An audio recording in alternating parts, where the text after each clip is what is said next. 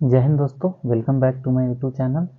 तो आज आप लोग का सवाल का जवाब देने आया हूँ कि कौन कौन से आपके कमेंट थे उन सबका रिप्लाई। तो बहुत सारे लोग पूछ रहे हैं क्या सर, आप अगर मैं एसएससी जीडी के तहत कांस्टेबल रैंक पे आता हूँ तो क्या आगे का पढ़ने का मुझे मौका मिलेगा, क्या छुट्टी मिलेगा, कितना समय मिल पाएगा। तो बने रहे वीडियो में, मैं इसमें पूरा डाउट क्लियर करूँगा कि क्या क्या प्रोसेस है सबका। अगर बात की जाए कि पढ़ने का टाइम मिलता है कि नहीं मिलता है, तो सबसे पहले अगर बात की जाए कि पढ़ने का कितना टाइम मिलता है, तो आप मान के चलो आप जॉब में आ गए हो तो आप एक बंद सा तो जरूर गए हो। अगर बात की जाए ट्रेनिंग में, सबसे पहले ट्रेनिंग में जाओगे आप, 1 साल का जो ट्रेनिंग होता है उसके पार करने के बाद ही यूनिट्स में आओगे। तो 1 साल का ट्रेनिंग होगा, उनमें मान के चलो कि आपको ना के बराबर समय मिलेगा। आपका सुबह से रूटीन रहेगा रात तक का ट्रेनिंग का, जो कि डे बाय डे हर एक डे रहेगा। अगर रेस्ट टाइम में जैसे कि दोपहर को, जैसे सुबह सुबह आपका पीटी हो गया, ड्रिल हो गया, डब्ल्यूटी हो गया, इंडोर क्लास, तो आपको 1 डेढ़ बजे तक ये लगातार चलेगा। इस प्रोसेस के दौरान आपको 1 डेढ़ घंटा का लंच का समय मिलेगा, उसमें आप लंच करो। अगर आप ये है ऊर्जा आपको लग रहा है कि है मेरे में बचा, तो आप पढ़ सकते हो। लेकिन ऐसा होता नहीं यूजुअली, क्योंकि आप इतना थके रहोगे, आपको आधा 1 घंटा रेस्ट का टाइम मिलेगा, उसमें पढ़ोगे थोड़ी आप। कोई भी नहीं पढ़ पाता है। तो आपको आपको ये सब करना पड़ेगा तो ट्रेनिंग में। तो ट्रेनिंग में आपको मान के चलो आप नहीं पढ़ पाओगे थोड़ा बहुत। अगर संडे है या जीएच है, कोई गवर्नमेंट हॉलीडे है, उस दिन ट्रेनिंग शेड्यूल नहीं लगता है, लेकिन फटिक रहता है, तो उस दौरान आप थोड़ा बहुत पढ़ सकते हो। बाकी आप लोग पूछ रहे थे कि क्या छुट्टी मिलता है ट्रेनिंग के दौरान एग्जाम के लिए। तो बिल्कुल, अगर आपका एग्जाम है तो 1 2 दिन का छुट्टी मिल सकता है, इससे ज़्यादा नहीं मिलता है। 2 दिन का छुट्टी आप ट्रेनिंग के दौरान ले सकते हो। अगर आपका ज़रूरी एग्ज़ाम है तो आप सबसे पहले आपको छुट्टी लेना क्यों पड़े। अगर आप अच्छा प्रिपरेशन पहले से है तब ले सकते हो।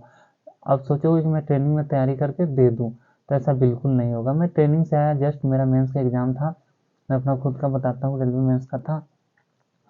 तो मैं पीटी में अच्छे नंबर थे। मैं जैसे ही ट्रेनिंग से आया, ट्रेनिंग कंप्लीट हो गई, 2 दिन बाद मेरा मेंस था, तो वो नहीं हो पाया, क्योंकि आप रेगुलरिटी बरकरार नहीं रख पाओगे ट्रेनिंग के दौरान। और ट्रेनिंग इतना हार्ड शेड्यूल होता है कि इस दौरान आपको नहीं हो पाएगा। बाकी आपको छुट्टी मिल जाएगा ट्रेनिंग में, अगर ऐसा कुछ होगा तो आपको एग्ज़ाम वगैरह। अगर बात की जाए ट्रेनिंग के बाद तो क्या कितना समय मिलता है, तो बाकी फौज का तो नहीं, लेकिन सीएसएफ का मैं बताऊं तो आपको 8 से 12 घंटा ड्यूटी रहता है। अगर इलेक्शन वगैरह है तो आपको 12 घंटा ड्यूटी रहेगा, स्ट्रेंथ नहीं है तो। जैसे एयरफोर्स वगैरह पे 8 घंटा ज़्यादातर रहता है। तो अगर 8 घंटा आपका ड्यूटी, जैसे ए शिफ्ट, बी शिफ्ट, सी शिफ्ट, तो 8 घंटे ड्यूटी सुबह 5 बजे से 1 बजे तक रहेगा। तो 1 बजे आप आओगे तो 2 बज जाएगा। फिर शाम को 4 बजे गेम वगैरह होता है, तो ऐसे करके आपका टाइम जाएगा, फिर आप रात को पढ़ सकते हो। तो मतलब 4 घंटे का आपका, अगर मोबाइल पे ज़्यादा समय नहीं देते हो तो आपको ऑलमोस्ट मिल जाता है।